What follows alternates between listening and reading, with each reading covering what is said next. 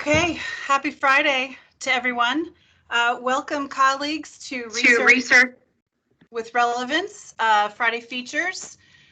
You'll notice on the screen right now that, well, the screen is gone. So hopefully you noticed on the screen that should we have any trouble with Teams, which maybe a few of you experienced last week, we certainly did, that we do have a Zoom link that would be available to you on our website should something happen. We're excited to be here today. I think we're going to have a very interesting conversation with Brian Moore, who is our guest. My name is Phaedra Corso, and I'm Vice President for Research at Kennesaw State.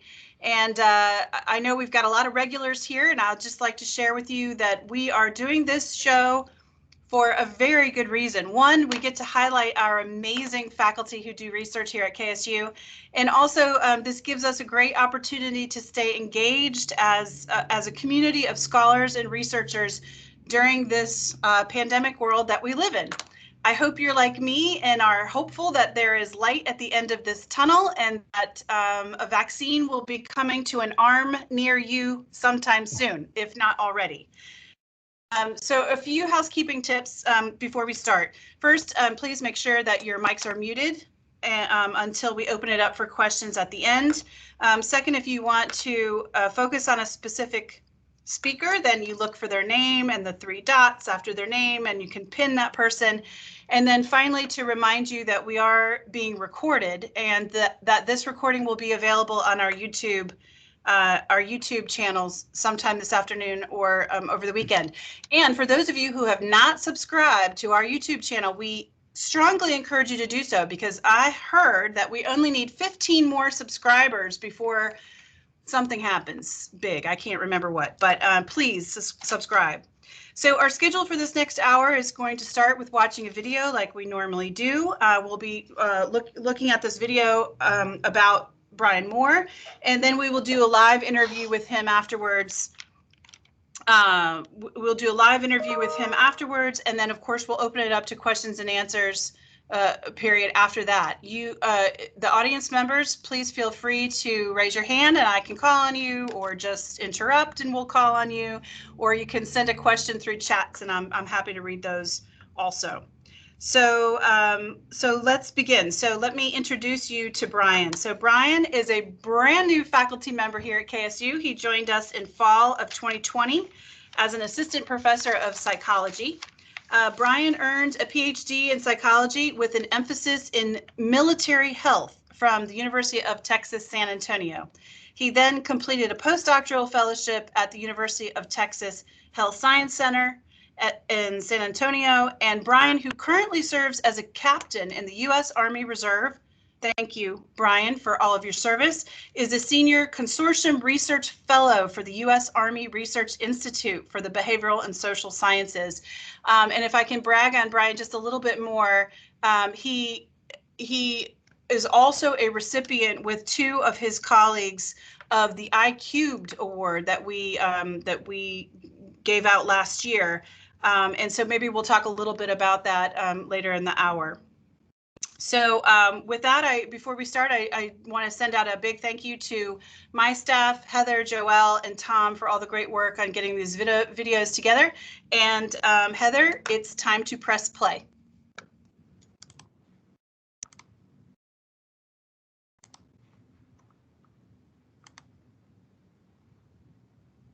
My name is Brian Moore. I'm an assistant professor of psychological science in the Norman J. Radow College of Humanities and Social Sciences. In the past 20 years, there have been a proliferation of media that displays the traumatic stressors that military personnel experience in service to their country. Very few, however, focus on the why some service members cope with trauma exposure in a healthy manner, while yet others do not. Following graduation from college in 2009, I joined the Army as an infantry officer. As a young lieutenant, I served as a platoon leader for a group of 45 soldiers who had just returned from a combat deployment to Afghanistan. In this and subsequent positions, I witnessed firsthand how combat exposure impacts the behavioral health of soldiers and in turn their families. I began searching for ways I could assist soldiers in building their resilience to stressors. At the time, I had no idea this would lead me to where I am now. Much later, I was in Iraq and met a research psychologist who encouraged me to pursue a PhD in military health, specifically surrounding the impacts of trauma exposure. While in graduate school, I became increasingly interested in how the body and mind interact to impact overall well-being, and how traumatic stressors experienced early on can negatively impact individuals, their families, and communities. To advance the science surrounding military health, interventions and data collection efforts must be grounded in the culture of each military group. In this instance, a group that is composed of 6 or more extraordinarily distinct yet interrelated elements. Understanding military culture is critical as a consideration of military research, being composed of largely one single area, allows for a limited view of the spectrum of considerations that should be at the forefront of our minds when considering access to care, intervention development, or even resources available to advance research. As a relatable example, let's consider how trauma exposure impacts an individual and how those stressors may in turn impact immediate family members and the communities in which trauma occurs. To envision this, we could use COVID-19 to consider how traumatic stressors impact communities. In many areas, COVID-19 has been devastating. People have lost loved ones, employment, education opportunities. They've experienced behavioral health concerns, and the list goes on. Without targeted and appropriate interventions, these setbacks could potentially create negative events for families for generations. In many ways, this is similar to how combat trauma can impact service members, their families, and communities. Fortunately, just as we now have vaccines for COVID-19, there are incredible first-line interventions for the treatment of military trauma. My research focuses on advancing our knowledge of trauma and health concerns in military personnel, and aims to help service members build resistance to stressor exposure. In fall 2020, Dr. Paul Story in the Department of Psychological Science and Dr. Yuri Fado in the Department of Exercise Science and Sports Management and I began an interdisciplinary study examining the interrelations between psychological well-being and injuries sustained in military basic trainees at Fort Benning, Georgia. Very little research has been done in this area. Because of the I-cubed opportunity, we now have longitudinal data on nearly 900 military basic trainees and are examining injuries and family dynamics related to service. Related to this project, we have also been able to establish ties with the military community in the KSU area and have held numerous meetings with Georgia Army National Guard leadership. We anticipate this project and the connections made will facilitate the development of unique interventions to reduce the impacts of trauma.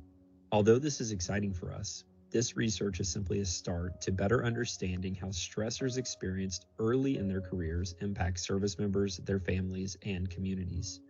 From here, we can begin to develop interventions that can prevent or further reduce the negative impacts of physical and psychological stressors.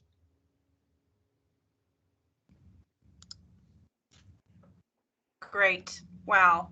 So, first of all, thank you so much, Brian, for being here today. You are amazing, and the research that you are doing is pretty terrific.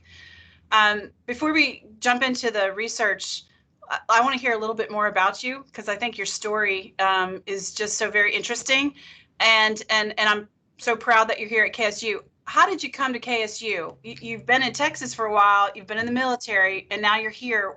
Is there a draw for you here in Georgia? Sure. So I'm trying to think where to start. So I'm originally from Georgia. I'm a product of Georgia education. So for me, an opportunity to come back to Georgia and give back to Georgia students is very meaningful and valuable. So that's one part of it. And then the other part is, as a military psychologist and doing military research, Georgia is sort of like this mecca, and especially in the Atlanta area, right? So living in Texas, everywhere is a 5-hour drive, a 10-hour drive, because Texas is enormous.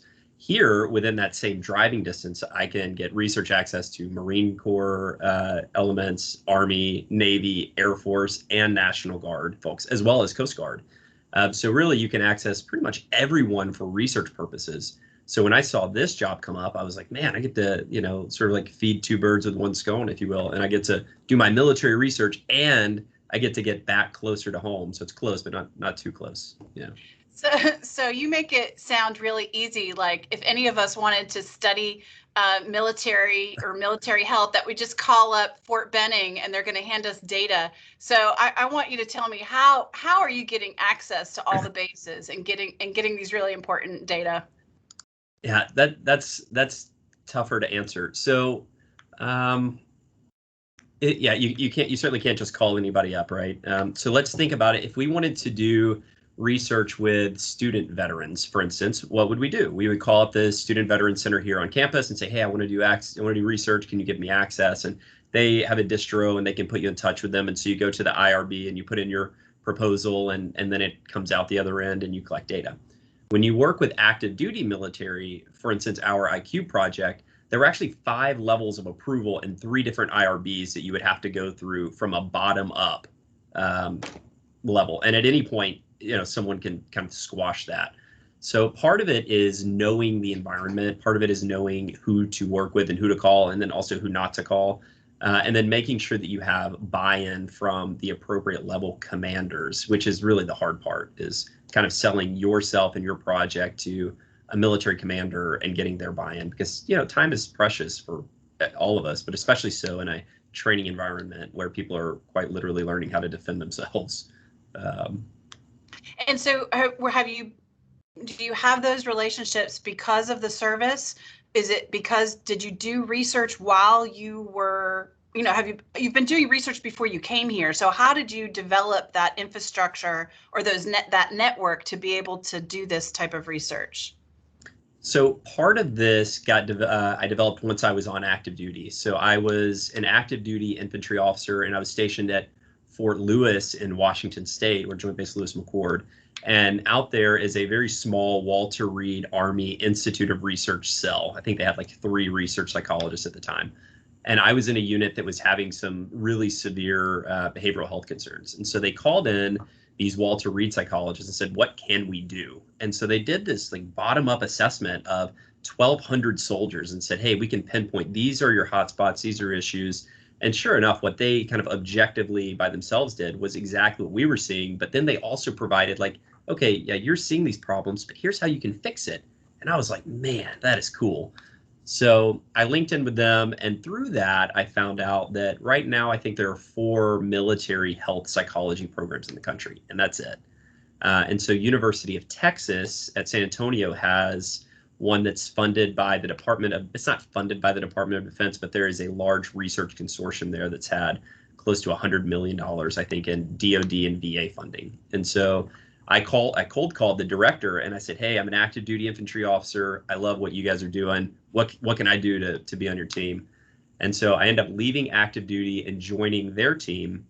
And from there, I got access to this sort of like nationwide network of over 150 like really well-known researchers. And then once I came here, or I was offered a position here, I contacted the Army Research Institute down at Fort Benning and said, hey, we're proposing a project. We're going to be operating in your area. What's going on? And so it was as simple as calling the right person at the right time. A lot of it's kind of luck and timing. Yeah. And so you get access to Fort Benning. Does that then open up the other bases in Georgia for you? Not at all. No. So what happens is usually it's sort of like it's like a network, right? So for instance, since I was an active duty infantry officer for a decade, I still know tons of people. And so it's just like, higher ed is kind of a small community. So is the military, surprisingly. So I can call and say, hey, do you know somebody at this place? They'll say, yeah. And then they'll say, hey, I know Brian. Brian's a good person. Like, give him a chance, sort of thing. And so oftentimes it's not who you directly know, but who you know that knows your reputation. Yep. Great. And so how did you get connected to Paul and Yuri? So very different stories. So Paul was on my hiring committee, and when I came out to interview, we just hit it off. And so we were talking about why people join the military, and sort of holistically, this hand wave thing, we know why people join the military, and the reasons differ. And so he and I were talking about that, and there's actually very little research on it. So I said that'd be kind of interesting. And I think Paul's on, so feel free to jump in and add to this if you want, Paul. But I met Yuri because I was at Fort Knox doing some Army Reserve stuff. And I was having dinner with the captain of the Army CrossFit team. And she says, "You're going to Kennesaw State? I have a friend at Kennesaw State." I was like, "Get out of here." And it was Yuri. So anyway, she connected us, and Paul and I had been talking about submitting a grant, and then the iCubed opportunity came up for an interdisciplinary activity. And Yuri, Dr. Fado, I think he's the first person to publish a definition on, some sort of like fitness that the Army's doing now. Functional fitness. And so he and his team have conceptualized that definition. So we're able to take what he's doing fitness in relation to military personnel and injuries and trauma and put together an application. Excellent. Perfect example of interdisciplinary research, and also research that matters. You're not just doing research for fun. You're actually trying to improve health. So it's just really wonderful. I have a million questions I can ask you, but I see a hand up already. So Scott Gordon, why don't you jump on in? Hi there, Brian. Great work. And I will say that I immediately, and you can relate to this, I immediately feel a bit of a bond with you. I got my start at the U.S. Army Research Institute of Environmental Medicine up in Natick, Massachusetts, as an exercise physiologist. And so we studied, performance and stress and human stress. And so I love that you're working with Yuri, who's in our college and my home department as well. So do you take this to the level of actual interventional research where you put soldiers in like really, like Army Rangers in prolonged cold exposure, where there's caloric deficits and all sorts of things like that, which obviously play into it as well. And I'd really like to know the extent to which you're able to do those interventional type designs. So trying to think, I get really excited about research, and so you have to reel me in. The answer is yes, absolutely. So I am not involved in Army Ranger groups necessarily. So that picture in the very front was when I had all those bags. It was actually me on my way to Ranger School some years ago. So for instance, right now I'm working on a DoD funded grant. I'm a co-investigator, and we are looking to develop resilience enhancement intervention for Air Force Special Warfare trainees for the Battlefield Airmen Group in San Antonio at Lackland Air Force Base. So we're looking at sort of their training cycle and how they normally train individuals and how we can enhance their resilience pre-stress. Because ultimately what I'm interested in is individuals kind of go about their lives, they experience a stressor, and some bounce back, some grow the post-traumatic growth resilience concept, and they kind of move up, whereas others do not recover. So I'm interested in the difference between those who do and do not, and how do we take what's that special something and give it to these people.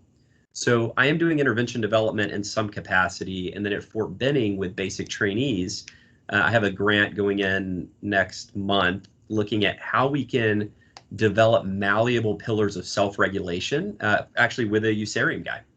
It's kind of a cool project. Oh, well, bummer. I was just going to make myself useful. I was going to say, if you need a connection up at Eucerium, I still know a lot of people, but I know Walter Reed Army Institute of Research is a sister institution. So, do you know, not to get distracted, do you know Ken Pitts?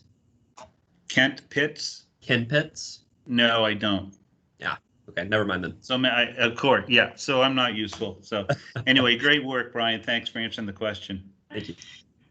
And I want to encourage others to raise your hand or send questions in by chat. And I just do want to brag that I've actually started off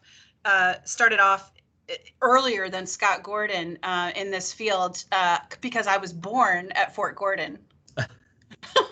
Didn't do any research at the time, however. Just wanted you to know that.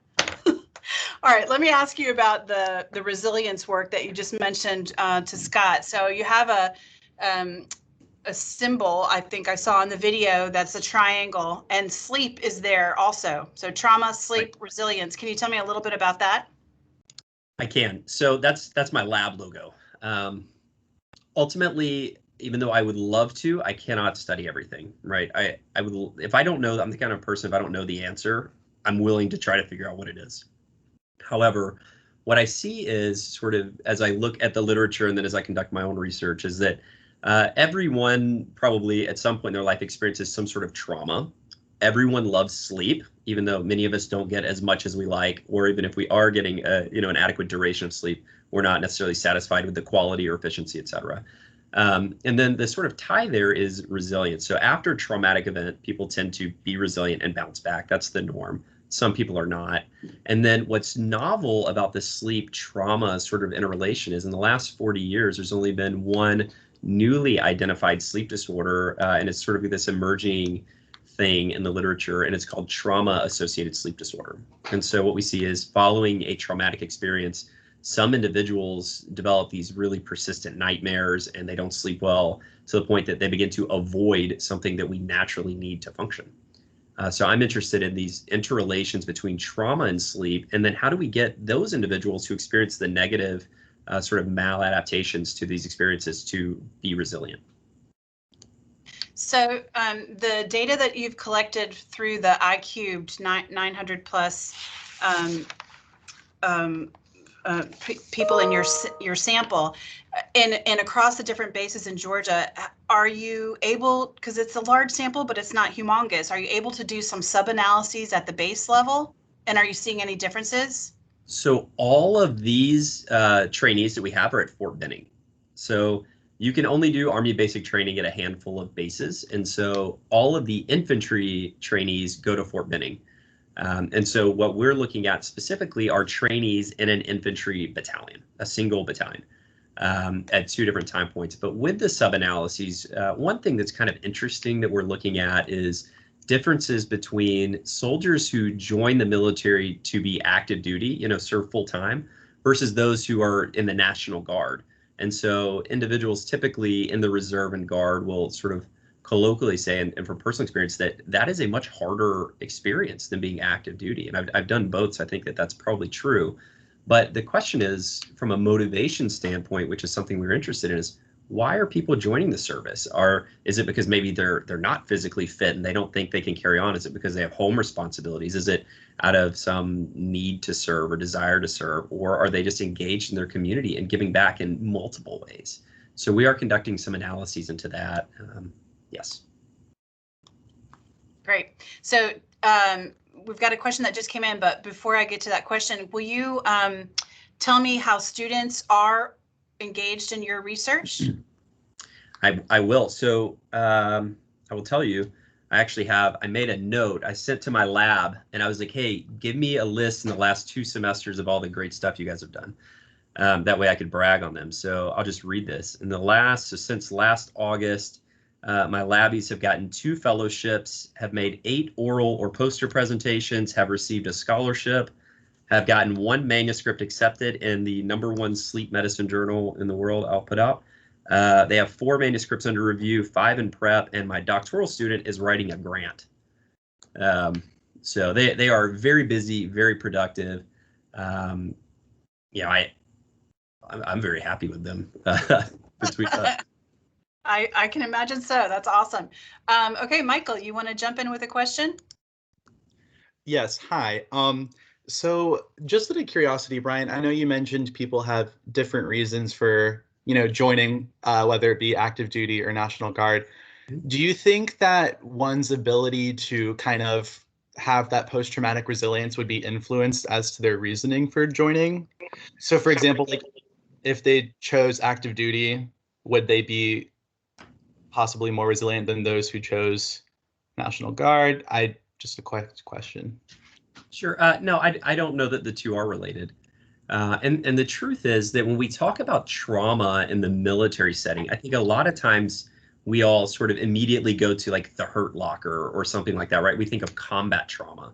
But the truth is that most active duty service members don't deploy overseas. And even so many who do deploy, it's not directly in a combat engagement type of role, not anymore. It's combat support or it's medical or things like that. So there are numerous types of traumas and stressors that military experience while deployed. But once you're back home, the traumas and stressors that we experience are just like everyone else, right? It's family interactions. It is sort of day-to-day motor vehicle accidents. It's, your neighbor's house catches on fire. It's, all these other things, work issues. Now, active duty people, that's what they experience. National Guard or reservists experience something entirely different. For instance, many National Guard individuals are first responders. And so they are out there day to day experiencing numerous very traumatic stressors, motor vehicle accidents, individuals who have been burned, individuals who have been shot, whatever it is, right? Or if they're police officers having weapons pulled on them. And then on top of that, they are away from their family for extended periods to do military related things. So I don't know that those two are related at baseline, but I would be willing to bet, and there's actually a conversation between that has recently been had between myself and a professor at the War College about examining resilience in senior military leaders in reserve components versus active duty military. It's actually a fairly heated of interest argument. Thank you. That's an interesting question. And what about the impacts of the pandemic as an additional traumatic event, and how is that going to impact the study results that you're getting now, which may not be generalizable to the future in a post-pandemic world? So the military initially took this very, very, very stringent hands-on approach to the pandemic. They said, okay, we're going to stop everything, right? So you can't stop recruiting participants, or not participants, but soldiers or sailors or whatever. So they would bring people in and they would house them in these quarantine barracks until they were clear of COVID, and then they would go into very isolated, siloed cells to conduct their training. So the military's training continued, but in a different sort of capacity. For instance, like all the meals would be brought in sealed containers and they would be dropped at doors and things like that. And so in terms of generalizability, the military has what they call MOIs or methods of instruction that are approved at some level, and you don't really change those. So across the board, I think individuals are getting the same or very similar training, perhaps more with a focus toward hygiene in this instance, but training has continued. COVID shots are being done. Probably to a lesser degree than some people would like at the moment. But anyway, it's in large part in terms of COVID, there's a messaging thing that needs to happen for some of the younger soldiers. I don't know if that answered your question. Sure. And so I like that you're potentially thinking about age as a subcategory of research, but what about gender? Maybe there's not enough going on there yet. I don't know if the numbers are high enough, but is that something you're interested in? Oh, absolutely. Oh, absolutely. So of interest, it wasn't until, oh gosh, don't hold me to this year, but give me plus or minus one. I think 2016, females started getting integrated into combat arms in the Army. And so women have always been a part of combat operations, but they were never, female soldiers were never like officially recognized as combatant, types of people in terms of being infantry or armor or field artillery until very recently. And so there's sort of this emerging literature looking at military-related stressors in terms of males versus females. And of interest, I have a paper under review that looks at psychiatric aeromedical evacuations between males and females. And to my knowledge, this is the first paper that has ever addressed this topic. And the findings actually show that females tend to be more resilient to trauma and stress in the deployed environment than males do. Which is kind of interesting. Does that follow a similar pattern that's not in the military? That is there evidence that women handle trauma differently just in a domestic setting? That's interesting. I would be inclined to defer to Ebony Glover or someone like that on this, but my initial thought is that so the literature is clear that males and females experience different types of trauma. However, resilience or recovery is the norm, right, across the board. But trauma types differ. So for instance, I have another study that I completed looking at military versus civilians with and without PTSD. Across the board, military personnel would report 7 to 8 different types of trauma over their lifespan up to 30 years old, whereas civilians largely reported 2 types of stressors: sexual assault and childhood abuse. So, and that is in line with the current literature. But in terms of males and females in the civilian population and resilience to stress, I don't know. Okay, Scott? Well, Phaedra always does such a great job of carrying the questioning in a lot of these, but let me try to come back in and take a little bit of the pressure off, because this is really an interesting area, as you can tell, for me, because of my background. And you may have sort of been getting at this, but Phaedra just asked a great question about gender and sex differences, and potentially, are you able to drill down and control for the types of experiences? For instance, a combat medic. Actually, in the National Guard, I was a medic in an infantry unit, and it always occurred to me that when everyone else is hiding, the medic is running around, out getting exposed, but also not necessarily having anyone in their sights shooting at other people, which is in itself a stressful thing. So all these different types of nuances, have you been able to drill down into the different MOSs, the different occupational specialties yet? Yeah, absolutely. So I almost feel like I set that question up. I appreciate you asking it. So I have a paper also that was just accepted late last year. It came out looking at a new scale we developed examining healthcare stressors in deployed military personnel. So we looked at deployed military medical personnel, and we looked at differences in combat experiences, whether that's mortars or rockets or, snipers or direct engagement, things like that, versus healthcare stressors. And we found there's definitely unique differences in the types of stress individuals experience. So for instance, in medics who are deployed, medical personnel, I should say, not medics, medical personnel who are deployed, what we see is sort of an inverse U or linear trajectory between combat experience and post-traumatic growth, such as combat experience goes up, eventually post-traumatic growth goes down and dysfunction continues. That is not the case for healthcare stressors. So for the medical personnel who are doing what they were trained to do, they move in tandem with each other. There eventually is an interaction, but it's way on the high end of the scale, which is not the case for combat exposure. So there's an argument to be made for enhancing exposure to experience, to pre-deployment experiences for various types of personnel. The problem comes into interventions, as all these things are, is time. Where do you get the time pre-deployment to train for, exigent stressors? I'll just follow up and just say that that's really interesting, and I think that applies to the non-military world very easily. For trauma, people who deal with trauma, and first responders, as you mentioned. Yeah. But what brings to mind is, and this will date me, although they are in reruns, the old episodes of MASH, the army, the mobile army hospitals dealing with the trauma of trying to save lives, yet right. But they're really close to the front. But that is, as opposed to the soldier who was actually on the front.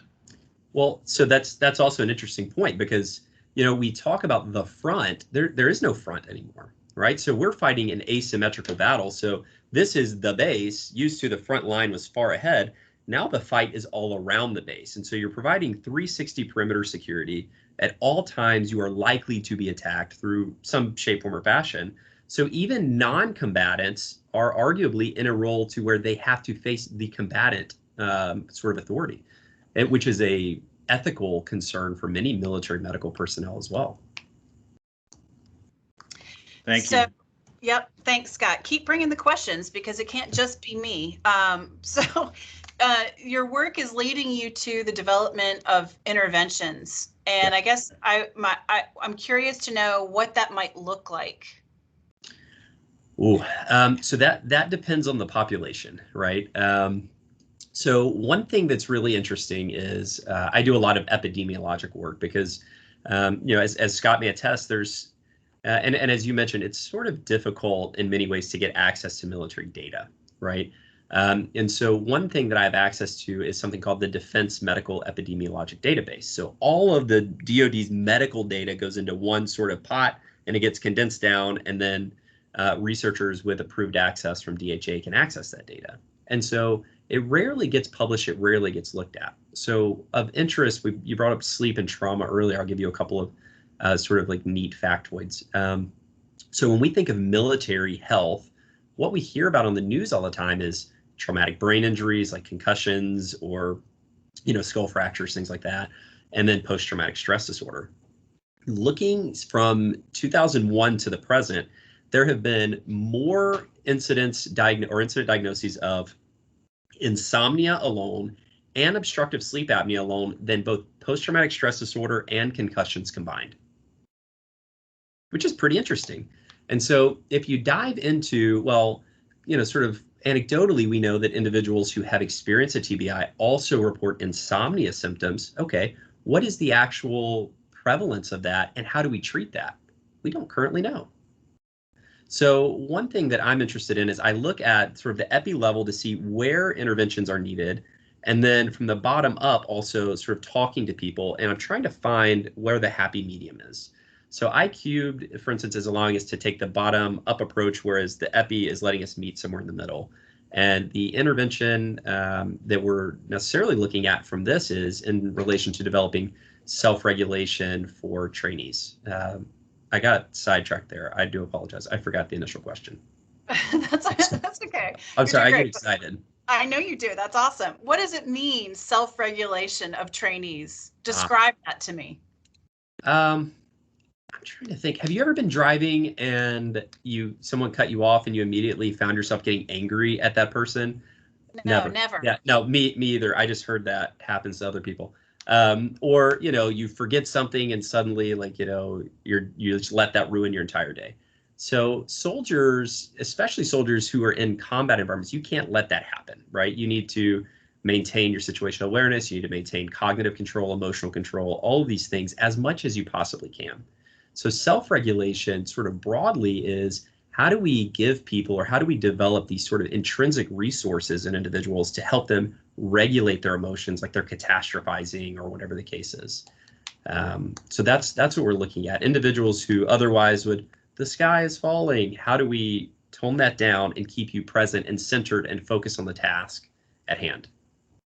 So what are the pathways for funding for this? So you've got your I-cubed that gives you the epi data that's going to inform the development of an intervention that you just described. But what kinds of external funding do you need to get to the end point? So I hesitate to respond to that directly. I don't think there is an end point. I think every question leads to another question and leads to another question. That said, the immediate responses in the next month, I'm submitting for Army Research Institute funding. So I have a fellowship with them, and through that, I'm able to access potentially some internal pots, or at least apply for some internal funding. And so that is one aspect. Another is there's actually two more. So the Congressionally Directed Medical Research Program just released their call for various types of investigator-initiated awards that are due between May and later this year, September. So I'm submitting one of those for May. And then on top of that, there is some sort of earmarked funding going toward trauma epidemiology, and so trauma being emotional trauma, epidemiology, and then concussive trauma, or TBIs. And that's reserved for $175 million to be given out next year. Wow. There's lots of places to go. Mm-hmm. Come back in, Scott. You told me I'm sitting on your right hand, Phaedra, giving you support here. So Brian, I agree with you. It's interesting for those of people who have gone for other sources of funding, and it's very complicated. I can say I know the military, the DoD sources of funding are even more complicated and sometimes hard to find, and sometimes it's who you know too. So, but good luck with all that. But you intrigued me with something you were talking about, and it came when you're talking about driving in traffic and all that. But it's been a while since I've been involved with military research in any way, but have they started to, and this is not even a research question, it's a training question for veterans or those going into combat or during combat, have they started instituting any type of mindfulness or meditation type training so that, you don't have to leave the combat to have PTSD. It can occur very quickly and be while you're there and really decrease your performance. And so mindfulness seems like it would be a great way as an intervention method. Scott, I feel like you and I need to talk more. Yes. So interestingly, let's focus on the combat trauma piece, and then I can come back to the sort of in garrison or stateside continental U.S. piece. So when you're deployed, the DoD used to push back on giving evidence-based first-line behavioral health interventions downrange, right? They would say, hey, we don't want to do this because what we know from the literature is that individuals, for instance, who receive prolonged exposure, you come in at an element of whatever it is, and then immediately you spike in terms of your emotions, emotional stability, things like that. And then over time, you go back down to below wherever you were, hopefully, if the intervention worked. Now, that is very dangerous for a deployed soldier, right? To get them more emotional as they relive this trauma. So the DoD moved away from that. And currently, to my knowledge, there are only 2 published studies looking at using modified evidence-based interventions for combat-related trauma in active duty service members that were deployed. One of them is our paper from last year. It's the largest one ever done, 12 people. That's it, 12. So it is extraordinarily hard, one, to get military providers who are already deployed trained up before they go, and then get people who experience a trauma to deliver an intervention according to manual, right, in Iraq, while you're sort of getting shot at all the time. So we had those 12 people who delivered an intervention, and we found, we did prolonged exposure and cognitive processing therapy. So that's one piece of it for moving into the ability to deliver interventions. And then the military in general, for those who are interested in doing research in this population, is moving toward expeditionary medicine. So what we're interested in is, the near peer fight. So we're not fighting from these huge bases that are like the size of Atlanta anymore. It's moving into smaller modular bases. And how do we move care from a medical perspective far forward away from sort of modern technology? So that's something that's really interesting for individuals. Now, stateside, what we're interested in is mindfulness has been involved in terms of acceptance and commitment therapy. So my DoD funded grant working with individuals at Lackland in the Battlefield Airmen Training Wing, that is based on acceptance and commitment therapy. And then also Martin Seligman, who is, he's Martin Seligman. He got something like $125 million about 12 years ago to develop the Army's Master Resilience Training Program, which has an element of mindfulness in it. So yes, we have moved there, and we're continuing to move there. And that's also part of self-regulation. That's great. Thank you. So I'm going to ask Dean Swan to come on and ask you a question. And Brian, if you have not met her or others, she is the new dean of our Wellstar College. So welcome, Monica. Well, thank you. Thank you. But I just want to say, Brian, this is just phenomenal work. Just really excited to hear about it. And of course that you joined me, although you joined us a little before than I did. But I was so excited when you started talking about the military data and the epidemiology piece of it. As a psychiatric epidemiologist, you can see that I'm really fascinated by your work. And so I just wanted to introduce myself really quickly and say, if you didn't know, there is also now a psychiatric epidemiologist on board, even though I've not perhaps done, I've done more violence and substance use work more recently, but would love to delve in with you if there are opportunities to collaborate. Well, that's fantastic. If I could show you, I don't know if you can see this whiteboard behind me. I saw it. I was intrigued, but of course cannot read the little circles there. So you don't have to read these. So these are essentially, this is an outline for an epidemiology grant for this $175 million that's coming through. I will definitely reach out to you. Fantastic. Well, yes, thank you. I think it would be, yes, I need an epidemiologist on my bookshelf. I just bought a book and it's like Epidemiology for Dummies. And I'm like, I have to read this. So having a real epidemiologist would be so helpful to me. Well, thank you. Keep up the great work. Thank you. Great. Thank you. Just a reminder, anybody else want to ask questions, please feel free to put something in the chat. We do have 15 minutes left, so we've got plenty of time. I'm going to ask you a question, Brian, that I've asked many people who've come on the show, which is not if you had unlimited dollars. I have been told that's too broad, but if you had $1 million to spend in any way, shape, or form, what would you do?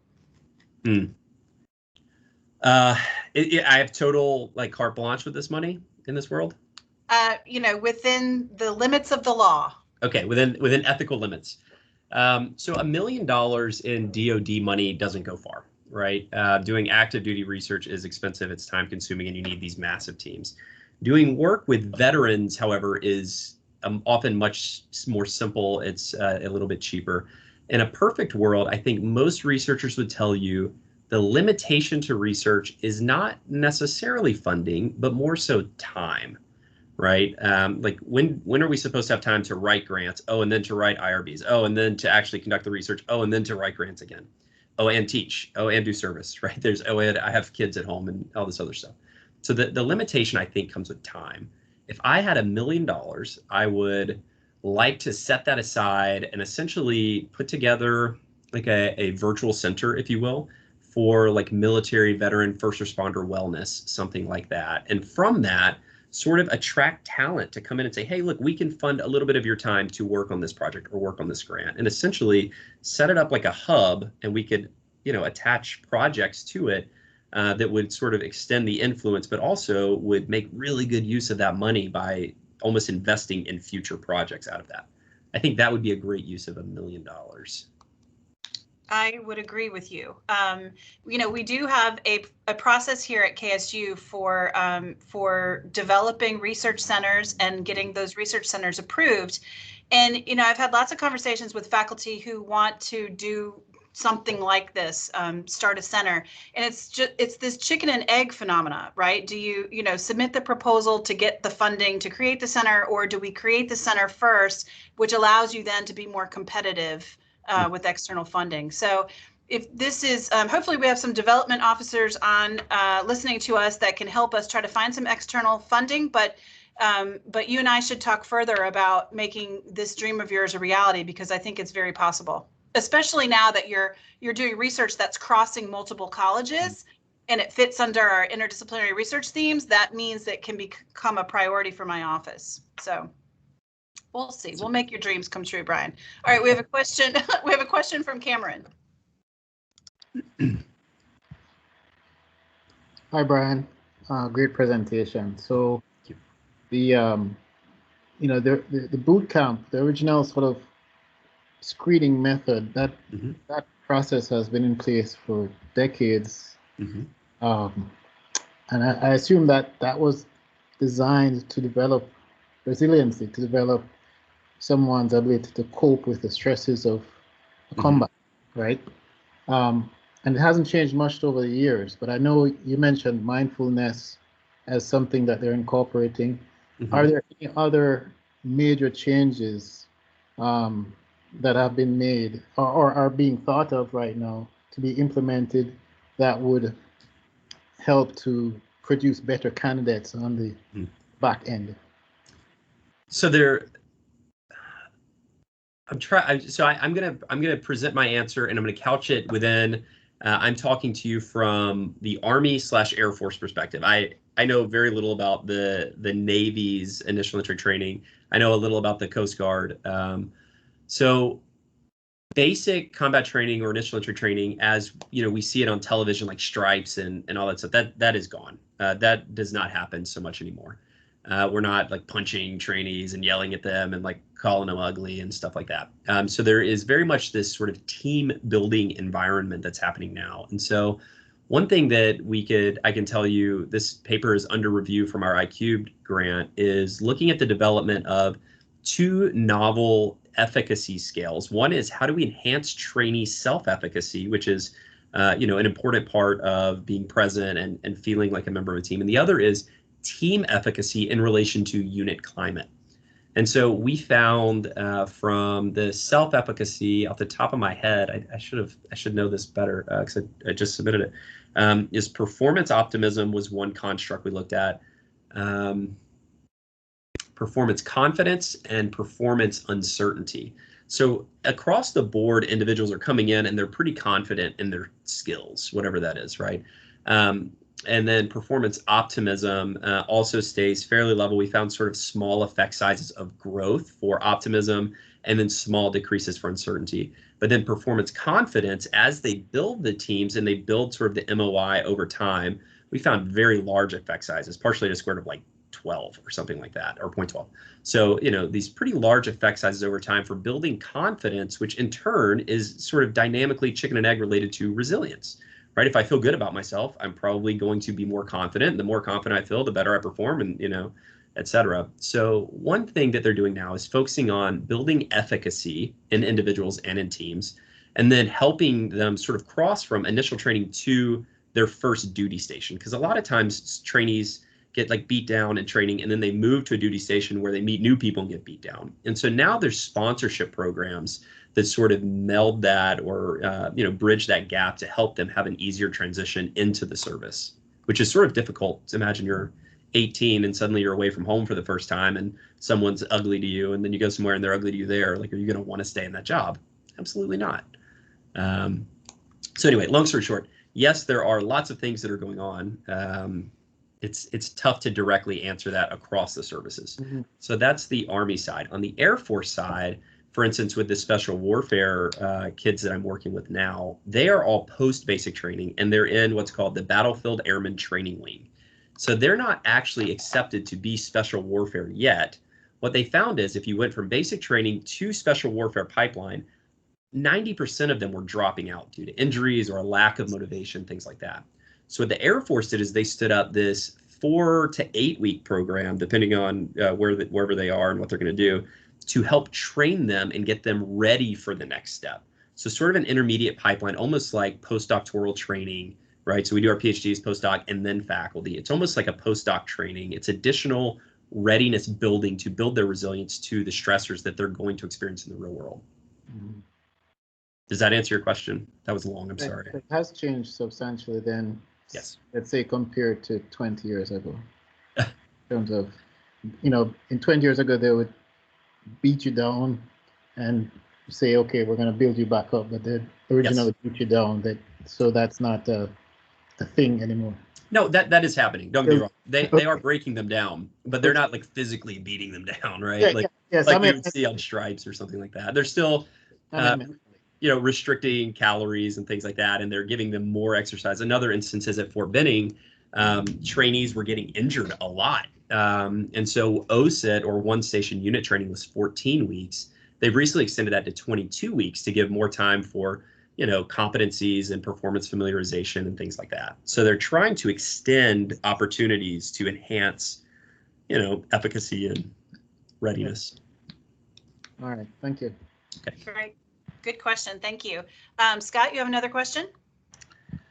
Yes, I do. And I apologize if this was addressed in your presentation. I missed part of the presentation early on, but are you able to partner with, say, VA hospitals and take older veterans and maybe do some retrospective studies? And so these are, I'm not talking about musculoskeletal injuries. I'm talking about a lot of the health conditions they present with. Sure. Right.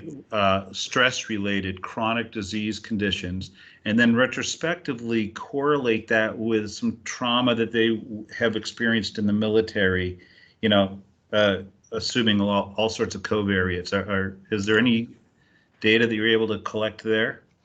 So I know people who do that sort of thing. So one of the things that I think is interesting about military research, and you certainly will understand this, but others perhaps not as much, is in terms of terminology, there's like a vast array of terminology individuals think about. So for instance, when we talk veterans, like me and maybe you and other military folks, a veteran is anyone who served and has a DD-214. However, based on the Department of Education, a veteran is anyone who served ever, like whether you're still serving or not. So some people, a veteran is anyone in uniform, but in reality, there's two very distinct populations. You have veterans, people who used to serve and are now belong to the VA, and then you have active duty military who belong to the DoD and are not eligible for VA anything except a home loan. So to get VA funding and data, you need a collaborator with at least a 5/8 VA appointment. Those are not easy to come by. And so I know people who do that work. I personally don't, because I have not figured out how to manage my time to effectively do both. And so I'm just focused on the one. And I also thought you were going to go in the direction of saying combat veteran is very different than overall veterans, and that's actually a very small segment of the veteran population. Yeah, I've heard that as well. If you didn't serve in combat, you're not a veteran. And I just get like, no, that's not how that works. But I figure best to avoid that soapbox since we only have a few minutes left. Brian, does your work extend to the family and the family's contribution to resilience? Absolutely. Yeah. So what's interesting is when we look at, when we talk military personnel sort of colloquially and, in leadership circles and things like that, you can't tease those two apart because I'm trying to think, like for me, for instance, I say this and people think I'm joking, but I'm not. So basically every good idea I've had has come from my wife. So after college, she's like, join the Army. And I was like, okay. And then during the, I was in the Army, there were some jobs. She's like, you should apply. I was like, okay. And then she's like, you should get out and get your PhD. I was like, okay. And then she's like, you should apply to Kennesaw State. And I was like, okay. And so she gives me like lots of great direction and guidance. And I think that's the same for most individuals, or at least many individuals.